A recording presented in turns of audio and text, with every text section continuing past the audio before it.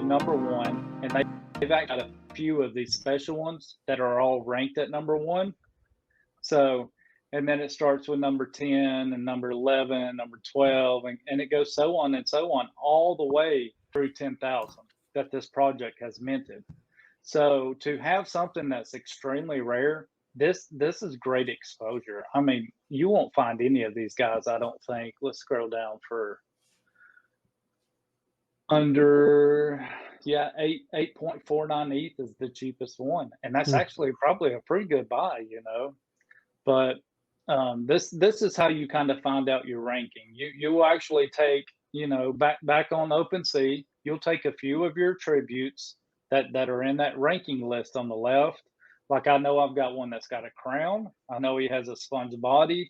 I know he has a Ethereum earring. We kind of went over that last week. So I can actually come over here to the left. This actually shows how many of these are in circulation, you know, how many were created and minted. And here's the floor price here, 0.8. But I can come over here to the traits, just like on OpenSea, and I can actually select some of these guys. So let's find the crowns. So what this is this is every lion that has a crown. So, and you can see they fall in the same ranking. This is number 10 that was on that front page. This is ranked number 52 out of 10,000. This guy's 135 out of 10,000. Here's my guy here that we were showing last week. He is 159 out of 10,000. So if we went back to the newspaper, to the cover, you're gonna have to actually flip 2 pages because there's about 50 per page to find this guy here, you know. But this kind of actually gives you a faster way to find where you are, because I know mine had a crown. I typed that in and I found him instantly. So I know he's 159 out of 10,000. This is also a great tool. Like if I had this guy for sale, to kind of give me a base price of what to sell him for, because we can see, just like on OpenSea, 399 ETH is the floor for any crown that's out there, you know.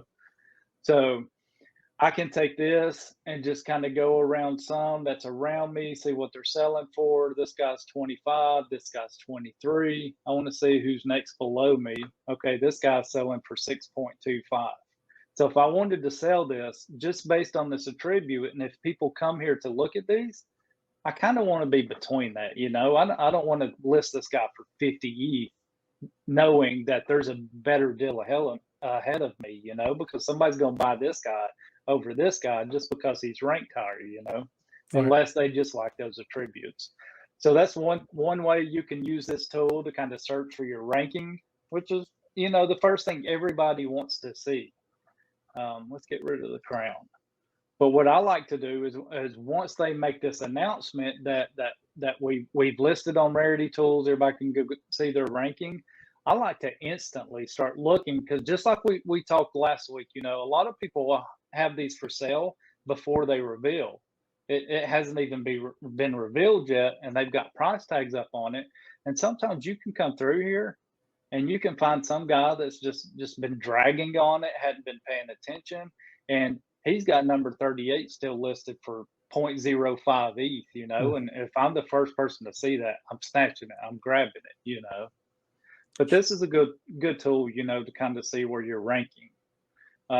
What I like to do is there anybody got any questions on this? Just kind of seeing your ranking. I don't see anything in the comments. Nothing yet. But, and you can take any attribute. Like I know mine's got the Ethereum earring. I can pop it in. I'm on the top line on this one, you know. Here's my line here. I'm like the 6th top ranked line that's got a Ethereum earring. But what I like to use this for, sometimes sniping, other than when it first reveals, you know, and I'm really looking for people that's listed stuff when they revealed, you know, on OpenSea, is I like to come in here and I'll take new projects that just has announced it.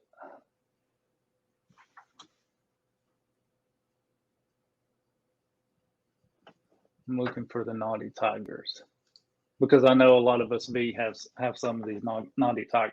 Right.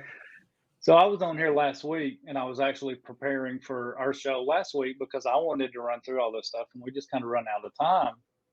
And I pull up the front page of this newspaper and I noticed right off the bat, I went through this project trying to clean up some stuff that had double rarities. And when I say double rarities, I wanted two of the attributes to have under 1%, like 0.98% or 0.68%. That sounds like a great attribute, something great to have. And I actually achieved that, after the reveal, I went through and I bought some.